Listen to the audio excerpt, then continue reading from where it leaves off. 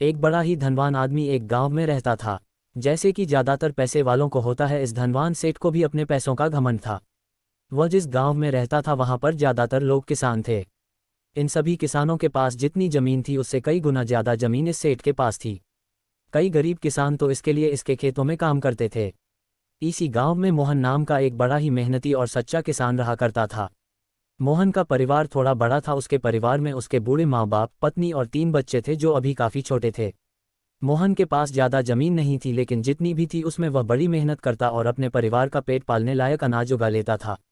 बाकी के किसान भी यह देखकर हैरान रह जाते कि कोई कैसे इतनी सी ज़मीन में इतना ज़्यादा फसल उगा सकता है। एक वर्ष उस गांव में काफ़ी ज़्यादा बारिश हुई, जिसके चलते कई किसानों की फसलें बर्बाद हो गई, जिनमें से एक मोहन भी था। अब मोहन धर्म संकट में पड़ गया, क्योंकि उसके परिवार में उसके अलावा कोई और कमाने वाला था नहीं और अपने परिवार को भूखा मरते हुए वो देख नहीं सकता था।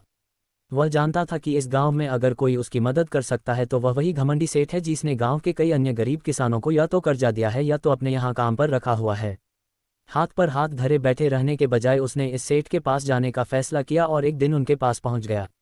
सेठ के पास पहुंचकर मोहन बोला, सेठ जी आपकी बहुत मेहरबानी होगी अगर आप मुझे थोड़ा सा कर्जा दे दे, जिससे मैं अपने खेतों में फिर से कोई फसल उगा सकूं, या फिर आप मुझे अपने यहाँ नौकरी दे दे ताकि मेरे परिवार को 2 वक्त का खाना मिल सके। घमंडी सेठ को उसकी इन बातों से कोई मतलब था नहीं, लेकिन गांव के सारे लोगों की तरह वह भी यह जानता था कि मोहन कितना मेहनती है और वह जिस भी खेत में काम करेगा वहां वह 2 गुनी फसल उगा सकता है। सेठ ने सोचा, अगर मैं इसे पैसे उधार देता हूं तो शायद यह स्थिति में नहीं है कि मुझे वापस लौटा सके, लेकिन अगर मैं इसे अपने खेतों में काम करवाता हूं तो मुझे जरूर दुगना फायदा होगा। सेठ मोहन से बोला, देख भाई, पैसा तो मैं तुझे दूंगा नहीं और मेरे पास अभी खेतों में काम करने के लिए कई किसान पहले से मौजूद है, लेकिन तुझ पर तरस खाकर मैं तुझे अपने खेतों में नौकरी देता हूं, पर मैं तुझे इसके लिए ज़्यादा पैसे नहीं दूंगा।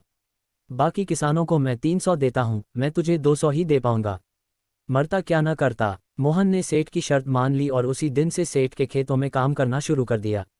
2 महीनों तक नियमित वो सेठ के खेतों में जाकर कड़ी मेहनत करता और देखते ही देखते 4 महीने का काम उसने अपनी मेहनत से 2 महीनों में ही खत्म कर दिया। सेठ उसके काम से काफ़ी खुश था, लेकिन वह कभी उसको यह जताता नहीं था। जब सेठ ने देखा कि उसका खेतों का काम अब खत्म हो चुका है, अगर वह मोहन को काम से निकाल देता है तो उसके 2 महीनों के पैसे बच जाएंगे, तब सेठ ने मोहन को काम से निकालने का फैसला किया। एक बार सेठ को ये विचार भी आया कि इतना मेहनती आदमी शायद उसे दोबारा ना मिले, लेकिन फिर उसने सोचा कि जब अगले साल काम आएगा तब उसे फिर से नौकरी पर रख लेगा। आखिर इस गांव में उसके अलावा है ही कौन जिसके आगे ये लोग अपने हाथ फैलाएंगे। एक दिन सेठ ने मोहन को अपने पास बुलाकर उसको उस दिन का पैसा दिया और साथ में यह भी कहा कि कल से तुमको काम पर आने की ज़रूरत नहीं है। अब मेरे पास तुम्हारे लिए कोई काम नहीं बचा है। जब मेरे पास काम आएगा तो मैं तुम्हें बुला लूँगा। यह सुनकर मोहन का दिल बैठ गया। पिछले 2 महीनों से कम ही सही उसके बच्चों और परिवार के पेट में अन्न का दाना जा तो रहा था, अब वह क्या करेगा। यही सोचकर उसकी आंखों से आंसू निकल आए। मोहन ने सेठ के पैर पकड़ लिए और गिड़गिड़ाने लगा, सेठ जी मुझे इस काम की बहुत ज़रूरत है, मुझे मत निकालिए।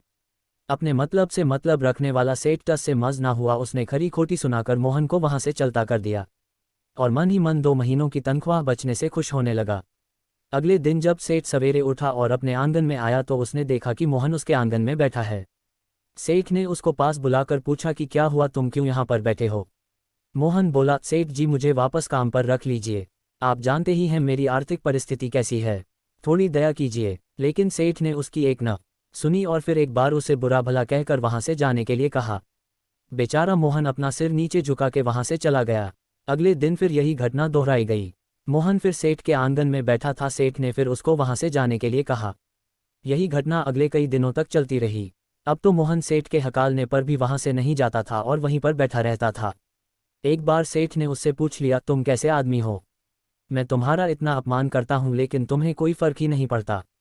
तब मोहन ने सेठ से कहा, बुरा तो बहुत लगता है सेठ जी, लेकिन जब घर जाता हूं और भूख से बिलखते अपने माँ बाप और बच्चों को देखता हूं तब यह अपमान मुझे कुछ भी नहीं लगता। इतना सब कुछ होने के बाद भी सेठ का दिल जैसे पत्थर का बना हुआ था। उसने मोहन को अभी तक काम पर नहीं रखा और न ही उसका ऐसा करने का कोई इरादा था।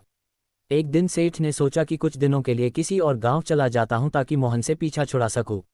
अगले दिन मोहन के आने से पहले ही सेठ अपने परिवार को लेकर अपने किसी संबंधी के यहाँ चला गया और वहां पर 10 दिनों तक रहने के बाद फिर अपने गांव, अपने घर वापस लौटा। घर लौटते ही सेठ ने आसपास हर जगह नजर दौड़ाई तो पाया कि वहां पर अब मोहन नहीं था। सेठ ने सोचा, मेरी तरकीब काम कर गई, लगता है मोहन से अब पीछा छूट गया है। हालांकि अब सेठ के द्वार पर मोहन नहीं बैठा था, लेकिन मोहन का विचार अभी भी सेठ के मन में घर कर बैठा था। सेठ सोच रहा था, मोहन इतनी जल्दी हार मानने वाला आदमी तो नहीं दिखता है। उसके साथ क्या हुआ होगा? क्या उसे कहीं कोई और काम मिल गया होगा, या फिर और कुछ? इन विचारों ने सेठ को बेचैन कर दिया और आखिरकार सेठ को मोहन की खबर लेने के लिए गांव में जाना पड़ा। सेठ को मोहन का पता नहीं मालूम था, इसलिए अड़ोस पड़ोस के अन्य किसानों से पूछने पर पता चला कि मोहन घायल हो चुका है और अपने घर पर आराम कर रहा है। सेठ ने जब उसके घायल होने का कारण लोगों से पूछा तो सेठ को पता चला कि जब सेठ अपना घर छोड़कर किसी और गांव में गया था, तब बंद घर देखकर कुछ चोर उसके यहाँ चोरी करने आए थे, जिनको रोकने की कोशिश करते हुए हाथापाई में मोहन चोटिल हो गया था। यह सब जानने के बाद सेठ का पत्थर का दिल भी अब मोम की तरह पिघल गया। सेठ को अपने किए पर पछतावा होने लगा। सेठ ने अपने आप को याद दिलाया कि कैसे उसने एक शरीफ और सच्चे आदमी को ज्यादा काम करवा कर भी उसको पूरा पैसा नहीं दिया और जिसको गले से लगाना चाहिए था उसे ठोकर मारकर भगाता रहा।